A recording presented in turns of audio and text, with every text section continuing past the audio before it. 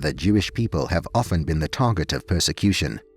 There are several reasons for this, though many of them do not make sense when looked at rationally. Later in this video, we will tell you how irrational fears and the misreading of history contributed to the hatred of the Jews, known as anti-Semitism.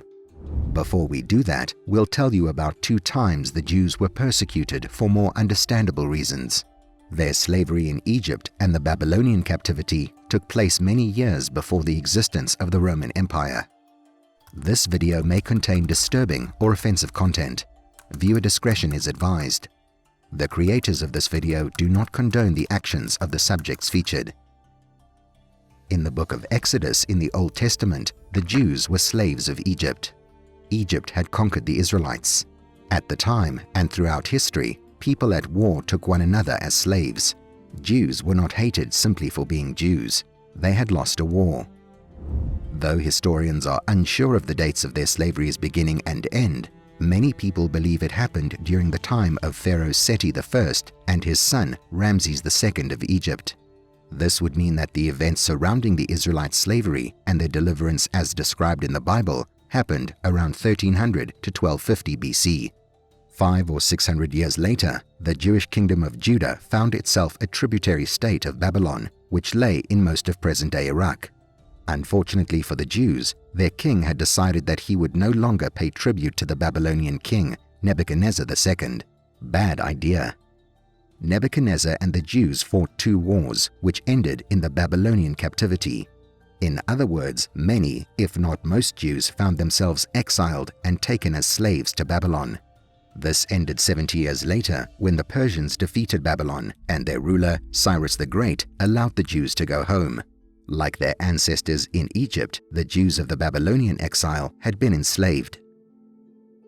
In the New Testament and other documents, such as the writings of the Roman Jewish historian Josephus, we're told that the influential Jewish religious leaders, the Pharisees, were concerned that Jesus might cause disorder or even cause their overthrow. Because the death penalty was forbidden, they took their case to the Roman governor, Pontius Pilate. As a result, Jesus was executed by the Romans, for he announced himself the King of the Jews. Pilate believed Jesus was putting himself ahead of Caesar, a big no-no to the Romans, and ordered his death. But there was a catch that has haunted the Jewish people in Europe ever since. Because these events took place during the Jewish holiday of Passover, Pilate offered the Jewish crowd gathered by the Pharisees a choice. Should he kill Jesus or the anti-Roman killer named Barabbas? The crowd, whipped up by the Pharisees, calls for Jesus' death, and Pilate, not believing they would free a murderer, symbolically washes his hands of Jesus' death and proclaims the act the responsibility of the Jews. Many years later, after the spread of Christianity, many blamed the Jews for the death of Jesus. Never mind that the Romans carried out the brutal execution. Forget the idea that a small group of influential people, the Pharisees, wound up the crowd. Dismiss the logic that guilt cannot be carried from one generation to the next. Many Christians forget that Jesus told his followers that he had to die to rise and redeem humanity. The myth of the Jewish blood libel as the supposed guilt of the entire Jewish race for over 2,000 years had been used by anti-Semites for centuries as an excuse to persecute the Jews.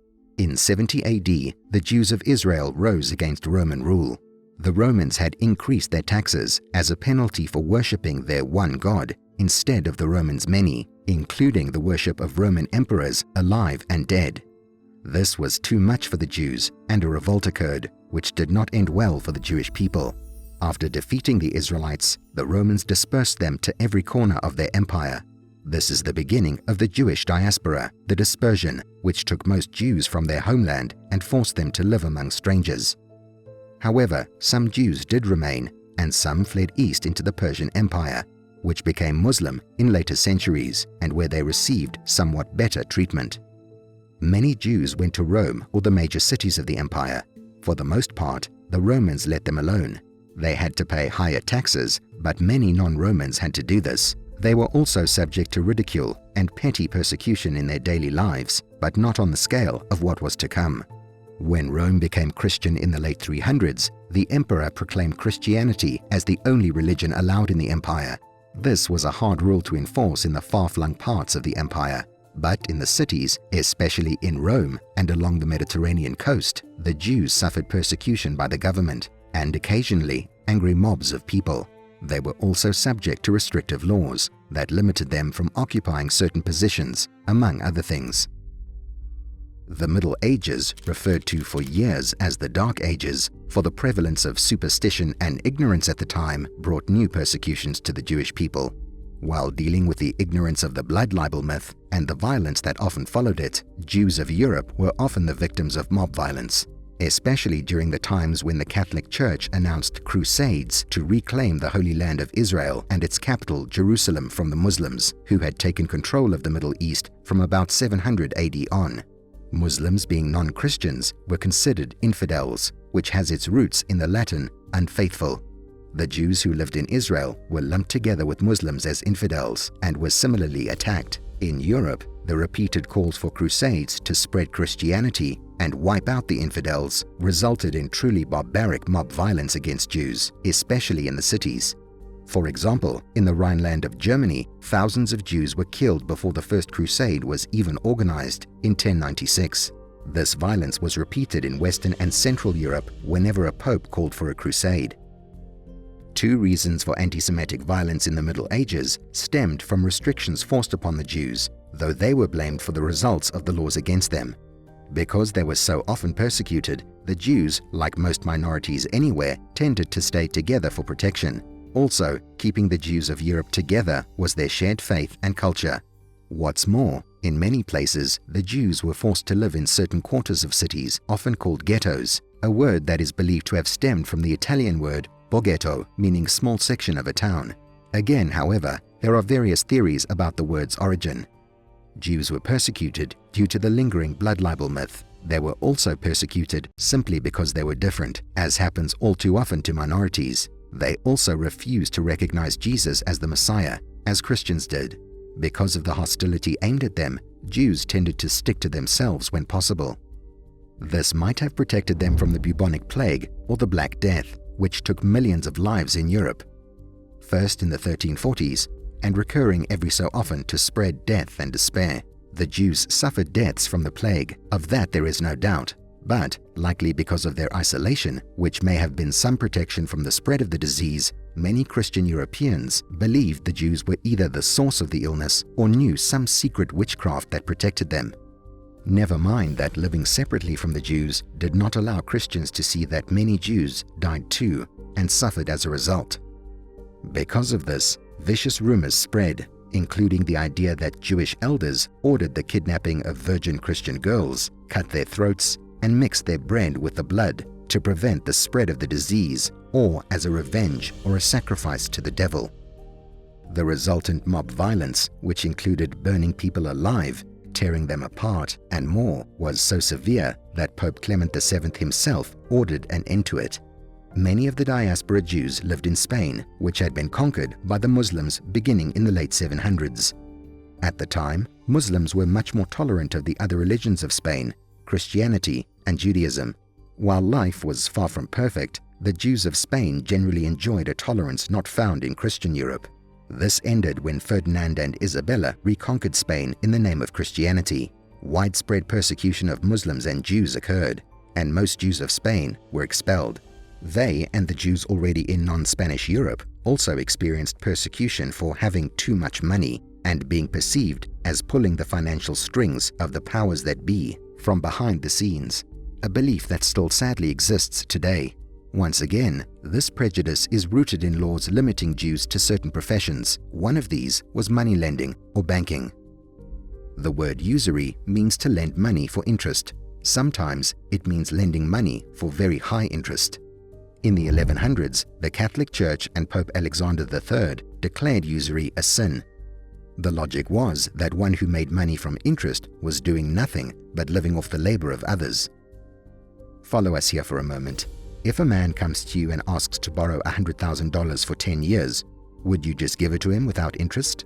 He would give you the same amount of money in 10 years, except because of inflation, that $100,000 would be worth less than it was 10 years before. What's more, for 10 years you would be without the use of that significant amount of money. It doesn't make sense. interest is what makes economies work. Now, of course, there were Christians that lent money. Most of them were wealthy and loaned to other rich men or families who could either donate to the church or pay the church for forgiveness as an indulgence. Poorer Christians did not have this luxury. However, Jews were not subject to the orders of the Pope, and therefore many Jews went into banking and money lending. They lent to the rich and were often their financial advisors, and poor alike, for interest. To many, it seemed like the Jews were making absurd amounts of money by sinning, a sin in which they took part and felt guilty for. Occasionally, Jews would be persecuted or even prosecuted on trumped-up charges, and their wealth given to usually wealthy people who didn't need it. The Christian poor would have to be happy with violence.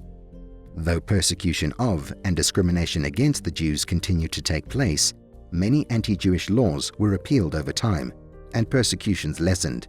Still, there were times when Jews were driven out of countries due to religious zealotry or because a king needed a scapegoat. This happened in Spain in the 1500s and in France under Louis XIV. What was especially disturbing about the Spanish expulsion was that the government also expelled Christians, in this case, those Jews who had converted. This was just the beginning of discrimination against Jews solely for religious reasons and the start of prejudice against them simply by birth, which, as we know, Hitler took to the extreme. Many Jews settled in the Kingdom of Poland during the time of Casimir the Great, who reigned from 1333 to 1370. Casimir invited the Jews to his kingdom, as he rightly believed they had knowledge and abilities lacking and much needed in his very rural domain. Many Jewish people also made their way into the vast spaces of Ukraine and Russia. Unfortunately, not all rulers in Polish and Russian history were as tolerant as Casimir, and just as had happened in Western Europe and the Roman Empire before that, in times of trouble, Jews were often made to take the blame. These troubles were similar to those already mentioned. Anti-Jewish riots and persecutions, which sometimes went on for years, were called pogroms, a word still used and often applied today for savage persecution or political purge. In the early 1800s, the Russian Tsar forced Jews to the borderlands between Russia and Ukraine in his country. This was called the Pale of Settlement. Today, when something is really outrageous, people sometimes say, "That's beyond the pale," without knowing that the phrase essentially means that's more extreme than forcibly relocating people. In the latter half of the 1800s, anti-Semitism in Western Europe especially took a new, more subtle form. Though governments or government officials occasionally used anti-Jewish sentiment to gain support, many attitudes towards Jewish people had changed during the Enlightenment, French Revolutionary, and Napoleonic periods, at least on the surface. However, an event in the 1890s showed that anti-Semitism was still alive and well in Western Europe, particularly France. A French Jewish military officer, Albert Dreyfus, was accused of selling military secrets to the Germans, at the time the arch-enemy of the French.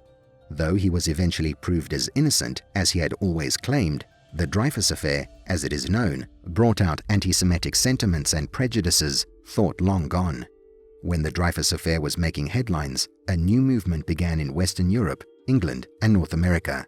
This was called eugenics, and though this movement reached the height of its popularity in the late 1920s and 30s, studies and theories foreshadowing what was to come began at the turn of the century.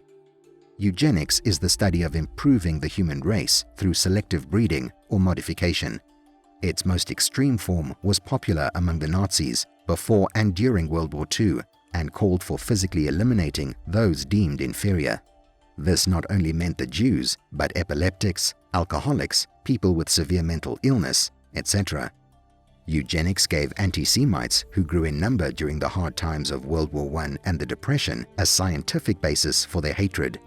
Never mind that most eugenicists began with a conclusion and then matched their results to fit in, not the other way around, which is what the scientific method calls for and on which all science is based. Anti-Semitism at its root defies logic and appeals to emotions, which makes it difficult, but not impossible, to fight. We hope that you liked our video today. For more like this and other interesting topics, please like and subscribe to our channel to help us make more.